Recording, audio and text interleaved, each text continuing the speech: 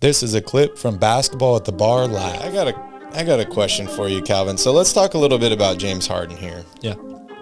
You know, he's getting older.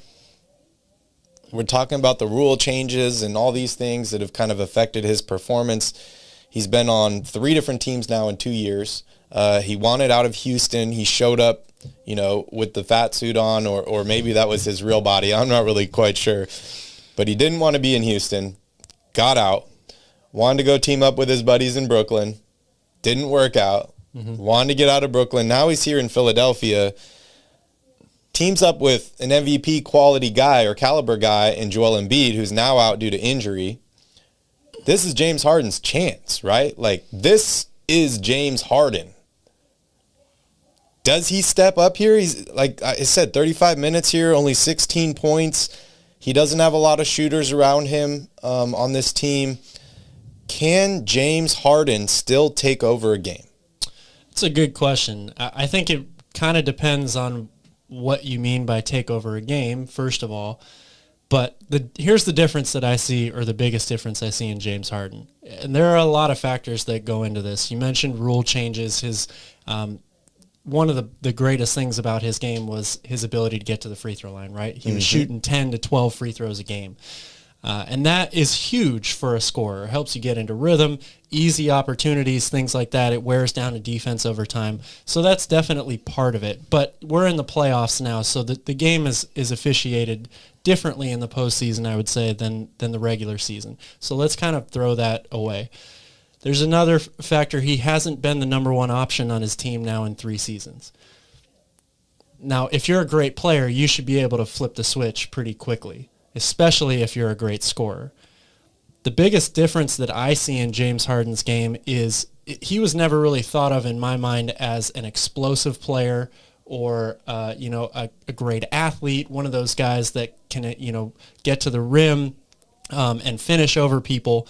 But what he did have was an incredibly quick first step and the ability to change directions very, very easily, which allowed him to create space for that patented step-back 3 that he had at his disposal. I don't see that from him as much anymore. His ability to create separation on the perimeter, he can still get downhill, get to the basket. He's really good at adjusting, to the defense and finishing through contact.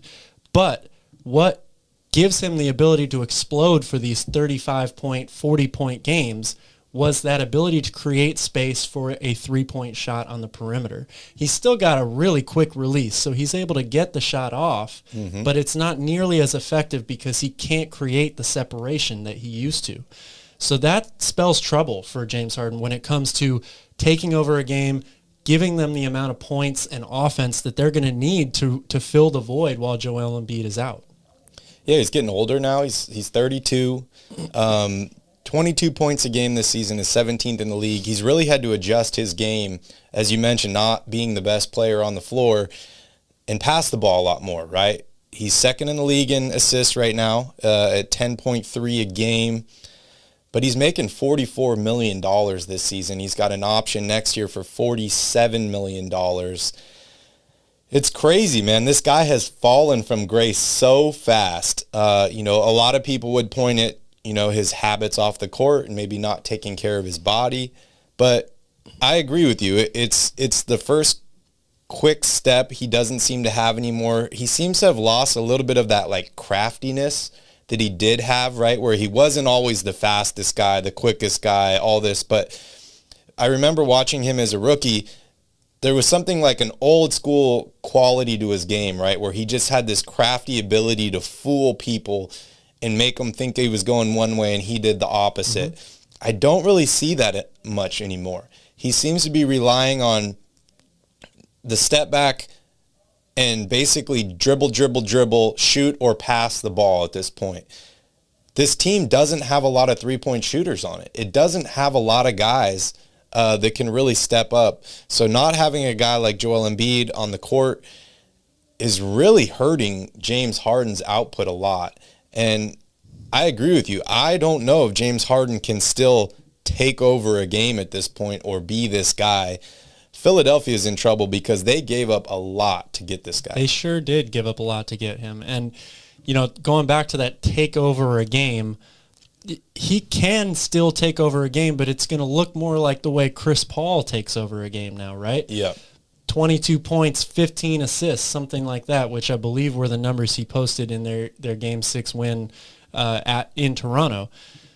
But as you mentioned, guys have to be able to step up and knock down shots in order for you to get 15 assists.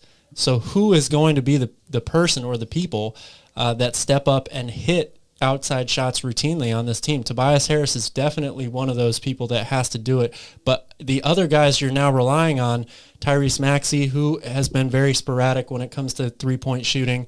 Danny Green, we all know about Danny Green's struggles in the postseason shooting from the outside. Georges Niang has been their best three-point shooter all season long. He went 0 of 7 yesterday. Yeah. Outside of that, I don't see anybody else here who's really going to fill that void for them. So, yes, they need him to score more than they need him to facilitate right now without Embiid. And against a defense like Miami, I'm not so sure how easy that's going to be, especially if he's only going to get to the free throw line 4 times in a game.